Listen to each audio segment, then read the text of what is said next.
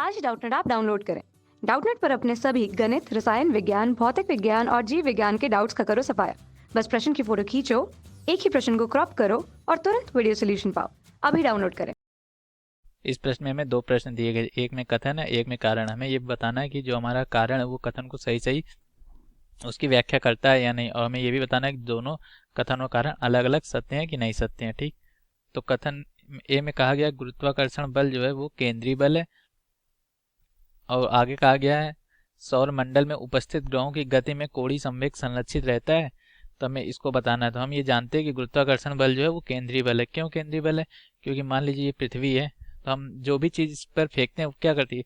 पृथ्वी सभी वस्तुओं को अपनी केंद्र की ओर खींचती है। तो ये पृथ्वी का केंद्र मान, तो सभी वस्तुएं जो इस पर बल लगता है उसके द्रव्यमान के बराबर केंद्र की तरफ लगता है। तो इसलिए हम कह सकते हैं गुरुत्वाकर्षण बल जो है वो केंद्रीय बल है। ठीक, और सौरमंडल में उपस्थित ग्रहों की गति का कोणीय संवेग संरक्षित रहता है। तो हम ये भी जानते हैं केपलर के नियम से कि ग्रहों का जो भी कोणीय संवेग होता है वो संरक्षित रहता है। तो हमारा जो कथन ए है वो तो सत्य है।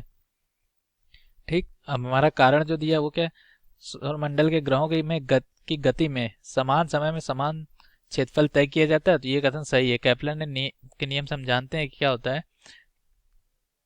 कि जब जैसे मान लीजिए ये हमारा सूर्य है, ठीक, और ये कोई ग्रह है। तो ये ग्रह जो है सूर्य के चारों ओर दीर्घवृत्ताकार कक्षा में चक्कर लगाता है। ठीक, और तो जब ग्रह यहाँ से बिंदु ए से, ये मान लीजिए ए है, और ये बी से, बिंदु ए से बी तक की दूरी तय करने में जितना समय लेता है, तो उसके द्वारा जो ये घेरा गया क्षेत्रफल होता है, मान लीजिए ये क्षेत्रफल A1 है, ए बी का क्षेत्रफल, ये मान लीजिए A1 है। ठीक, और जब ये ग्रह जो है सूर्य से दूर आ जाता है, मतलब यहाँ पे मान लीजिए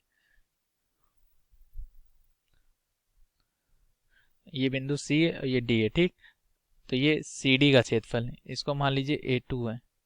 ठीक, सी डी का क्षेत्रफल,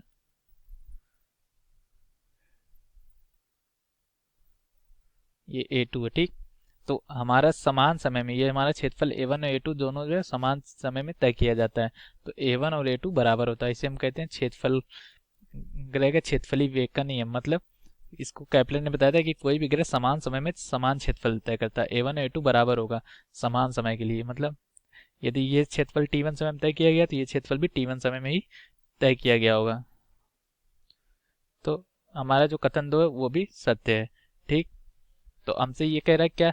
कथन दो मतलब आर, कारण आर जो है वो कथन ए की सही व्याख्या कर रहा है, तो वो सही व्याख्या नहीं कर रहा है, क्योंकि कारण आर गुरुत्वाकर्षण बल के बारे में कुछ नहीं बता रहा है।